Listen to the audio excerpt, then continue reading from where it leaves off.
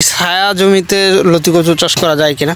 এই যে জায়গাটা এরকম নরম, আগাছা মুক্ত রাখতে হবে এবং জায়গাটা নরম রাখার চেষ্টা করতে হবে। 3টা 4টা 5টা এই পাশে একটা 6টা, যত বেশি নরম থাকবে লতি কচু চাষের জন্য কিন্তু তত বেশি উপযোগী।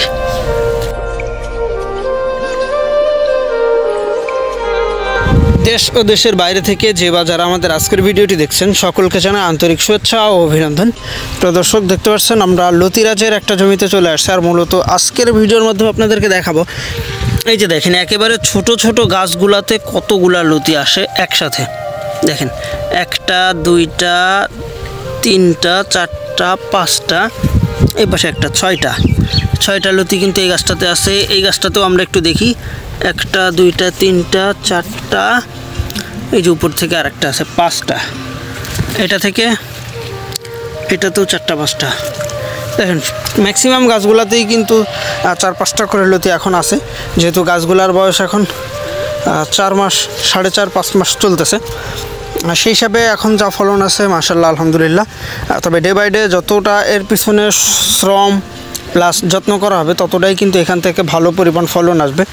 তার জন্য অবশ্যই আপনাকে আগাছা মুক্ত রাখতে হবে এবং জায়গাটা নরম রাখার চেষ্টা করতে হবে। যে আমাদের এইখানে কিন্তু মূলত আজকে পানি দেওয়া হয়েছে জায়গাটা নরম করার জন্য। এই যে দেখেন, আমি আপনাদেরকে একটু ধরে দেখাই, এই যে জায়গাটা এরকম নরম, যত বেশি নরম থাকবে লতি কচু চাষের জন্য কিন্তু তত বেশি উপযোগী। এই যে দেখতে পাচ্ছেন, অবশ্যই আপনাকে এই চাষটা যদি করতে হয় সঠিকভাবে জেনে শুনে তারপর আপনি চাষ করতে পারেন। অনেকে প্রশ্ন করে যে ভাই ছায়া জমিতে লতি কচু চাষ করা যায় কিনা। ছায়া জমিতে চাষ করা যায় বলতে আপনার যদি 24 ঘন্টার ভিতরে 2.5 থেকে 3 ঘন্টা পর্যন্ত রোদ ঢুকবে বা রোদ থাকে সেরকম জায়গা যদি আপনার থেকে থাকে তাহলে আপনি সেখানে নিঃসন্দেহে লতিরাজ কচু চাষ করতে পারেন।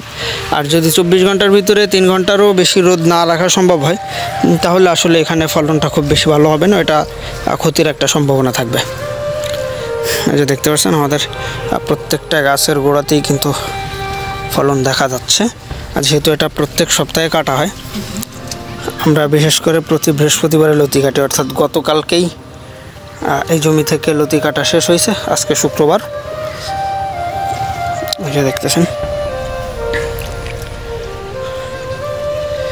তো প্রিয় দর্শক, যারা আছেন এই ধরনের চাষটা করতে যাচ্ছেন বা অনেকে আছেন যারা চাষগুলো করতেছেন বিভিন্ন প্রকার সমস্যার ভিতরে ভুগতেছেন, নিঃসন্দেহে আমাদের ভিডিও স্ক্রিনে দেওয়া নাম্বারে যোগাযোগের মাধ্যমে আপনি চাষ সংক্রান্ত সকল প্রকার তথ্য পরামর্শ প্লাস যদি চারা সংগ্রহের প্রয়োজন হয়, অনেক স্থান থেকে দেখা যাচ্ছে বিভিন্ন ভাই, গতকালকেও কয়েকজন ভাই জানাইছিলেন যে ভাই আপনারা যেই কীটনাশকটা ব্যবহার করেন কেঁচো পোকা মারার জন্য তারপরে লেদা পোকা মারার জন্য, এগুলা সব স্থানে পাওয়া যায় না, তো এগুলো যদি একটু দয়া করে পাঠিয়ে দিতেন।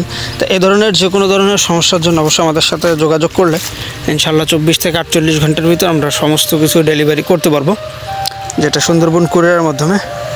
তো প্রিয় দর্শক, এই ছিল মূলত আমাদের আজকের ভিডিওটা। দেখা হবে পরবর্তীতে আবার নতুন কোনো ভিডিওতে। সে পর্যন্ত সবাই ভালো থাকবেন, সুস্থ থাকবেন, আল্লাহ হাফেজ।